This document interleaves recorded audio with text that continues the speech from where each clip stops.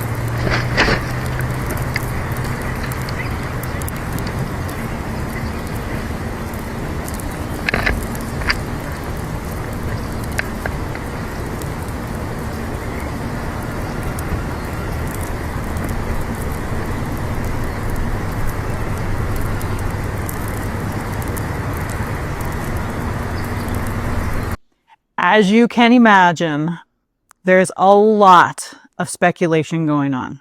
But today, I don't want to speculate. I want to look at what we've actually observed, what we know about KD1, and just as importantly, what we don't know yet. So let's step back and look at what has actually happened. Friends of Big Bear Valley says that a banded subadult eagle first appeared on their habitat cameras August 6th, and it began perching near Shadow in several of his favored trees. Then KD1 subsequently visited the nest on its own. Then yesterday, August 13th, we have the development where Shadow and KD1 were observed at the nest together. Now remember, these are observations that we all witnessed on camera. I'm not going to be assigning a motive to either of these eagles and making up stories. So for a moment, I want to look at who is KD1. This eagle is identifiable because it is banded. A biologist that was interviewed by CBS News reported that KD1 was hatched in the Prado Basin in Riverside County in 2021, and it was banded as a chick. This makes KD1 about 4.5 years old. And that does match up with the markings on this eagle. And I have a video coming out soon about judging the age of the eagle by its colorings. And so KD1 is approaching the age where bald eagles reach reproductive maturity. On a side note, when I lived in Southern California, I was actually very close to the Prado Basin. And if you know the area, sometimes when you were driving down the 71, you would see bald eagles. And that was Ricky and Lucy, who were very famous in the Prado Basin. Okay, back on topic here. Is KD1 definitely a female? People keep referring to KD1 as female or she or her, but I want to be a little more cautious on this. The biologist that was interviewed by CBS News did say that KD1 may indeed be a female, and this is based on the size of this eagle. Female bald eagles are larger than male bald eagles. And if you recall, Jackie was originally Jack until she became larger than both of her parents, and they realized it was a female, and they changed it to Jackie. So based on the size of KD1, they are sort of assuming that it's a female, but we don't actually know for sure yet. And so my next point is, why are there so many eagles around Big Bear lately? It's not just KD1. There are a lot of other eagles in the area right now.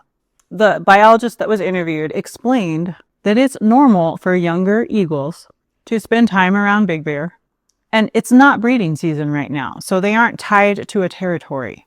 They're just wandering, and if you're not familiar with the area, Big Bear is a very foresty area. There's lakes. There's actually more than one lake.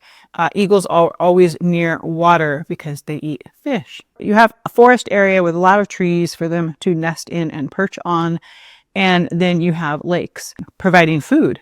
So that is typically areas where you have bald eagles. It is a good habitat and a good food source. So those are the major reasons that the eagles are congregating there. So let me just point out that KD1 being near Shadow does not equal a confirmed courtship. And KD1 at the nest does not automatically mean she is Shadow's new mate. And Shadow tolerating KD1 does not equal an established pair bond as of yet. But it also doesn't mean that absolutely nothing is happening here. We need to wait and have more observations before we come to any conclusions and start speculating things. So Shadow has actually not been at the nest and not on cameras much recently, which was a little concerning. So the fact that he did come back to the nest yesterday is definitely noteworthy. Friends of Big Bear Valley had said that with Jackie gone, Shadow may not even stay in the area. He may move on. And that is a sad thing to contemplate. I do hope he stays in the area. I think a lot of us are hoping for that. But according to Friends of Big Bear Valley, Shadow's last nest visit prior to yesterday was July 23rd, when Sandy and Luna were last seen in the habitat. They characterized the period afterward as a normal summer vacation, where nesting season's over, eagles are just roaming around, and they spend less time in the nest. So Shadow returning is definitely something worth noticing. So a lot of the speculation is that KD1 is going to be Shadow's new mate. And the only responsible answer to that is right now, we don't know. Bald eagles pairing together isn't determined simply because two birds have perched together or visited a nest together. At present, there is no confirmed bond between Shadow and KD1. And this is also consistent with what biologists are publicly saying. When winter arrives and the breeding season arrives, then we will know considerably more. So things that we can watch for in the coming time until the mating season comes, we can continue to watch for repeated association together over time, increasing the time spent together, territorial actions involving other eagles, repeated joint nest visits, nest maintenance and building behavior, courtship behaviors, whether KD1 sticks around and stays in the area as breeding season approaches. She could totally move on before that happens. And whether Shadow continues to occupy his territory, he could also move on now that Jackie is gone. And in time, eventually, if they both stick around, we might see an actual pair bond between them. Or they may leave, or there may be another female that comes in. There could be a whole lot of different scenarios. We don't know yet. But it's important to note that no single one behavior by itself necessarily answers the question. It's going to be a combination of behaviors over time.